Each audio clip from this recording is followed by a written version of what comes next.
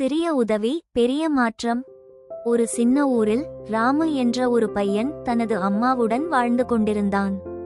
ராமுவின் குடும்பம் ஏழ்மையானதால் அவன் பள்ளிக்கு செல்வதற்கு பதிலாக காலையில் எழுந்து காய்கறி விற்கும் வேலையை செய்து கொண்டிருந்தான். ஒரு நாள் ராமு தனது காய்கறி கூடையுடன் சந்தைக்கு செல்லும் வழியில் ஒரு வயதான மனிதர் கீழே விழுந்து காலில் புண்ணுடன் தவிப்பதை பார்த்தான். ராமுவின் மனதில் உடனே இரக்கமும் பரிவும் ஏற்பட்டது. அவன் தனது காய்கறி கூடையை ஒரு பக்கத்தில் வைத்துவிட்டு அந்த மனிதரை தூக்கி உட்கார வைத்தான். பிறகு அவருக்கு தண்ணீர் கொண்டு வந்து கொடுத்தான். அந்த மனிதர் ராமுவிடம், "நீ என் உயிரை காப்பாற்றினாய் பையனே, உனக்கு நான் என்ன கைமாறு செய்ய முடியும்?" என்று கேட்டார்.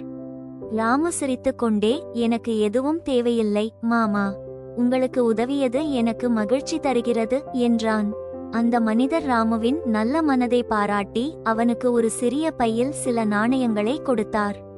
ராமு அதை மறுத்தான். ஆனால் அந்த மனிதர் அதை அவனிடம் வற்புறுத்தி கொடுத்துவிட்டு, "இது உன் நல்ல மனதுக்கான பரிசு" என்றார்.